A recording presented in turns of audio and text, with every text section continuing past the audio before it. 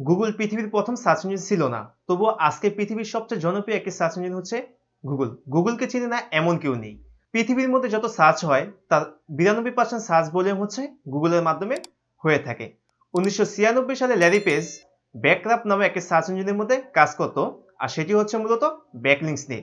পরবর্তীতে Larry page 1998 সালে সেই ব্যাকরাপ নামক সার্চ ইঞ্জিনটা গুগলের মধ্যে ডেভেলপ করে, আর সেখান থেকেই গুগলের উৎপত্তি হয়।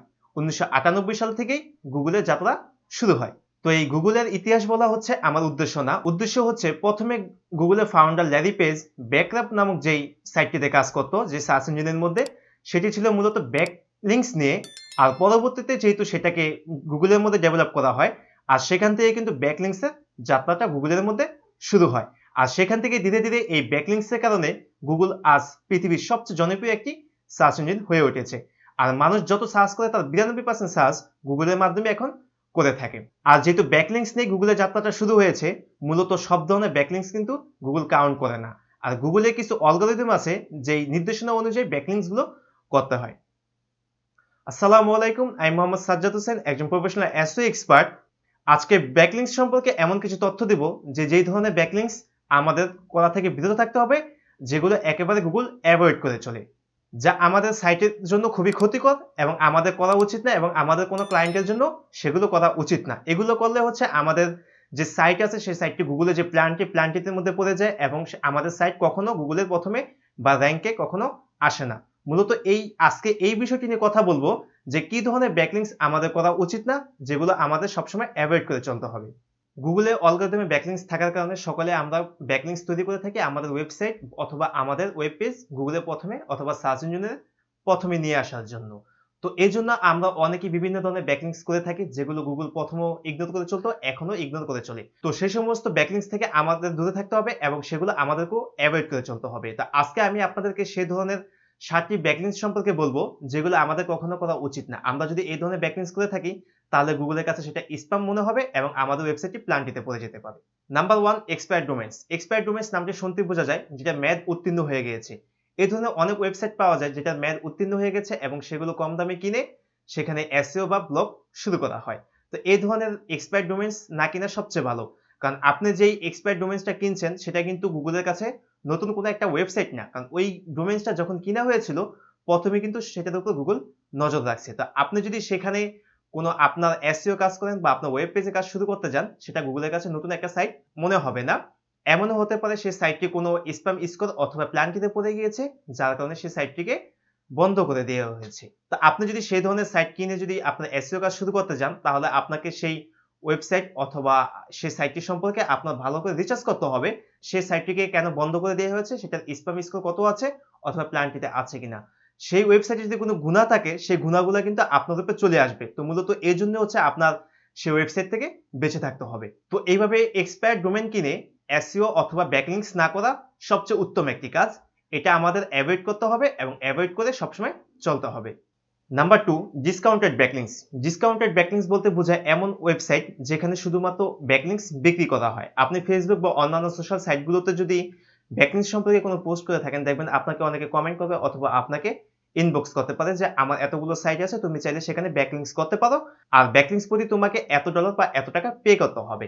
তো এই ধরনের ওয়েবসাইট মূলত ব্যাকলিংকসের জন্য তৈরি করা হয়। আর যে সমস্ত ওয়েবসাইটে শুধু ব্যাকলিংকস তৈরি করা হয় সেই সমস্ত ওয়েবসাইটগুলোকে গুগল একসময় ব্লক অথবা ব্যান করে দেওয়া হয়। তা আপনি এখানে ব্যাকলিংকস করার থেকে বিরত থাকবেন, কারণ আপনি যদি এই সমস্ত সাইটগুলোতে ব্যাকলিংকস করেন আপনি তেমন কোনো ট্রাফিক পাবেন না, এবং একসময় গুগল এগুলোকে যখন ব্যান করে দেবে তখন আপনার ব্যাকলিংকসটাও বন্ধ হয়ে যাবে।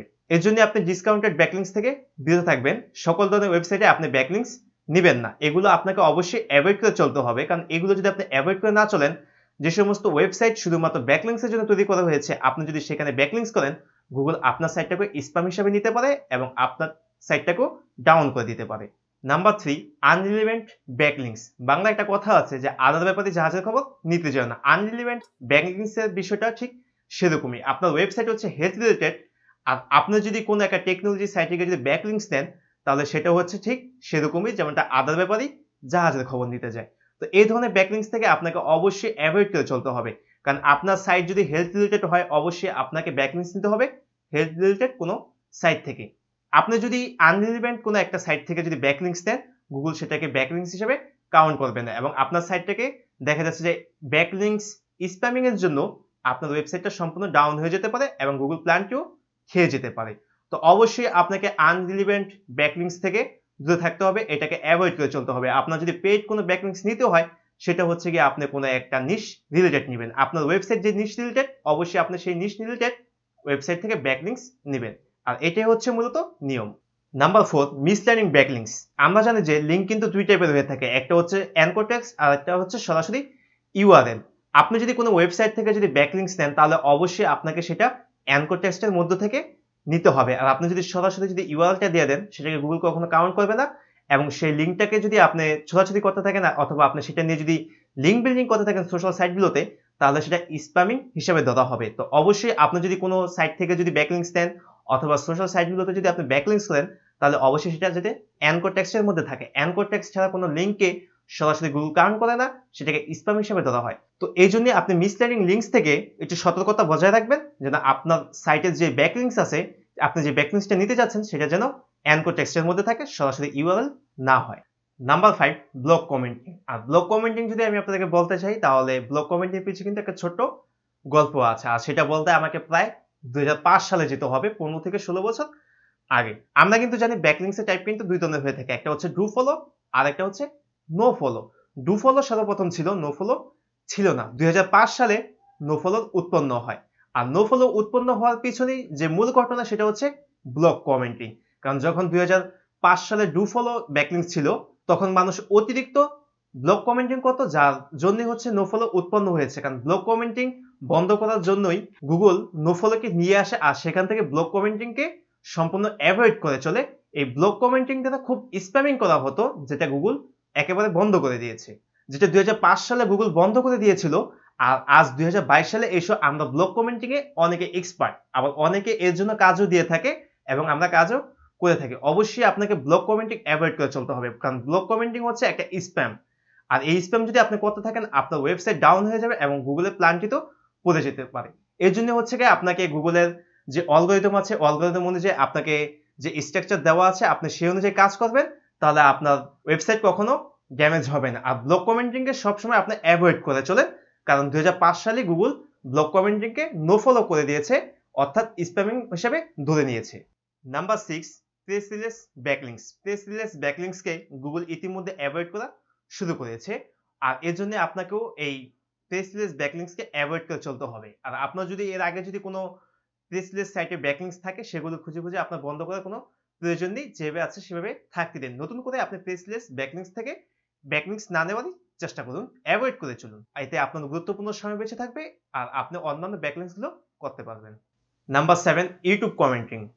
অনেককে দেখে থাকবেন যে ইউটিউবের মধ্যে কমেন্ট করে নাইস ভিডিও, লম্বা একটা কমেন্ট করে তারপর দেখা যাচ্ছে তার ওয়েবসাইটের যে লিঙ্ক আছে সেই লিঙ্কটা দিয়ে দেয়। আর অনেকে আছে এই ধরনের ইউটিউব ভিডিওগুলো খুঁজে থাকে যেটা তার সাইট রিলেভেন্ট এবং সেই যে সমস্ত প্রোডাক্ট আছে বা যে বিষয়টা আছে সেটা সম্পর্কে সেখানে কমেন্ট করে এবং তার ওয়েবসাইটের লিঙ্কটা দিয়ে দেয়। আর এটা হচ্ছে মূলত একটা স্প্যামিং। আপনি যদি এই ধরনের ব্যাকলিংকস করতে থাকেন তাহলে সেটা গুগল ব্লগ কমেন্টিং এর মতো স্প্যামিং ধরে, আর ইউটিউবে হচ্ছে সেই সমস্ত লিঙ্কগুলোকে নিজে থেকেই সরিয়ে দেয়। আর এই জন্য আপনাকে এই ব্লগ কমেন্টিং এবং ইউটিউব কমেন্টিং থেকে সম্পূর্ণ এড়িয়ে চলতে হবে। এটা হচ্ছে গিয়ে এক ধরনের স্প্যামিং, যেটা 2005 সালে গুগল বন্ধ করে দিয়েছিল। আর আপনি যদি এই ধরনের কমেন্টিং ইউটিউব কমেন্টিং করতে থাকেন তাহলে একসময় দেখবেন যে আপনার চ্যানেল অথবা আপনার ওয়েবসাইট সম্পূর্ণ ডাউন হয়ে যাবে, আর সেটা কখনো আপনি গুগলের প্রথম অথবা আপনার র্যাঙ্কে নিয়ে আসতে পারবেন না।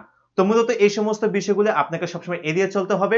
আপনি যদি এড়িয়ে চলতে পারেন তাহলে হচ্ছে গিয়ে আপনার যে ব্যাকলিংকস আছে সেগুলো আপনি সুন্দরভাবে ব্যাকলিংকস তৈরি করতে পারবেন। আপনার যে ওয়েবসাইট আছে সেই ওয়েবসাইটকে আপনি গুগলে প্রথমে র্যাঙ্ক করাতে পারবেন এবং সার্চ ইঞ্জিনে আপনি প্রথমে নিয়ে আসতে পারবেন। এছাড়া আরো কয়েক ধরনের ব্যাকলিংকস আছে যেগুলো গুগল কখনো কাউন্ট করে না বা স্প্যামিং হিসেবে ধরে। আপনি যদি সেই সমস্ত ব্যাকলিংক সম্পর্কে জানতে চান তাহলে আমাদের চ্যানেলে কমেন্ট করেন অথবা আমাদের যে গ্রুপ আছে গ্রুপে পোস্ট করেন, গ্রুপের লিংক ভিডিও ডেসক্রিপশনে দেওয়া আছে। আমরা সেই সমস্ত ব্যাকলিংকস নিয়ে একটা ভিডিও তৈরি করব ইনশাআল্লাহ।